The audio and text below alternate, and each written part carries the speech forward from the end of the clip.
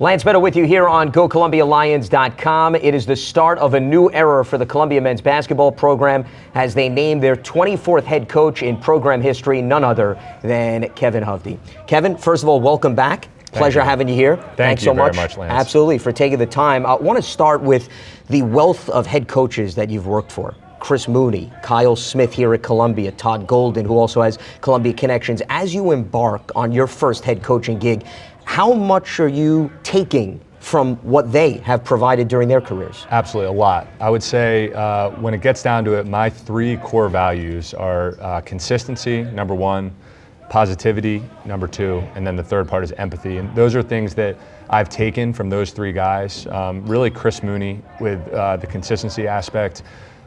Just the Richmond program over the years is one of the most consistent programs as far as what they do every day, what they work on, how they communicate with the players, all those things across the board are really consistent. And we will definitely be that way here. And then Kyle, his positivity, I think, is something that makes him really unique. And, you know, I think every year, obviously you're going to have wins and losses, there's going to be ups and downs, but keeping that positive next play mentality is something that I really learned from him, which is invaluable. And then the empathy piece is really important. And that's where Todd, I think, is elite as far as being able to get relationships with the guys and understand what they care about and also what they've been through, and using that as a way to kind of build trust and be able to get relationships with them that way. So for sure, all three of those guys, obviously great coaches, and I'll definitely be pulling a lot from what I've learned from them. Speaking of Kyle Smith and Todd Golden, they were both here with you in 2016. We're actually just outside the gym where you experienced the 2016 CIT championship.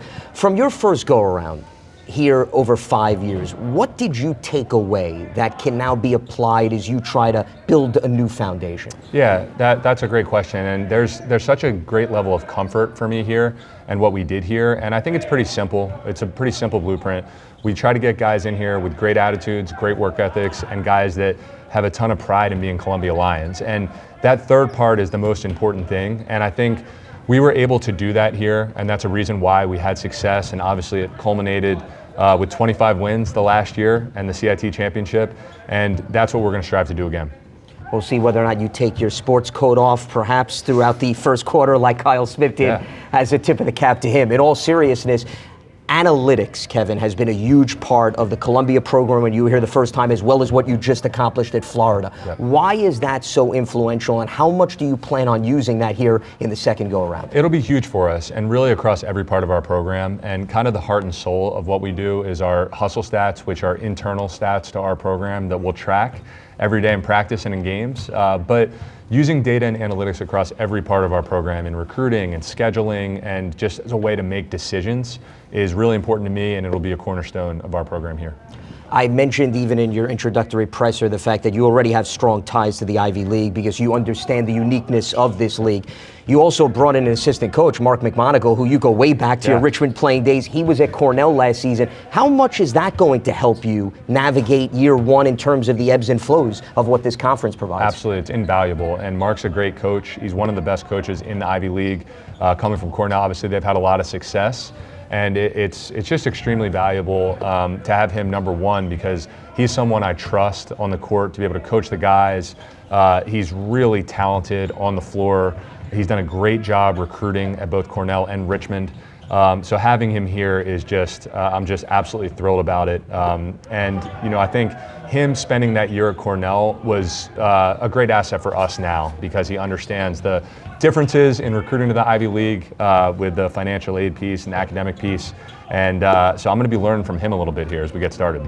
Well, speaking of learning, the other thing that you brought up in your introductory presser, which I thought was really interesting, Kevin, was this synergy that could be developed between the men's basketball program and the women's basketball program. And for our viewers to understand, your better half, Jackie, was teammates with Megan Griffith back during her playing days. So there's already strong ties. But how critical do you think that is in terms of moving this men's basketball program forward? Oh, I think it's really critical. And I've had some great conversations with Megan as we've kind of got going here over the last few weeks. And, you know, she's obviously incredible and all on board to help us.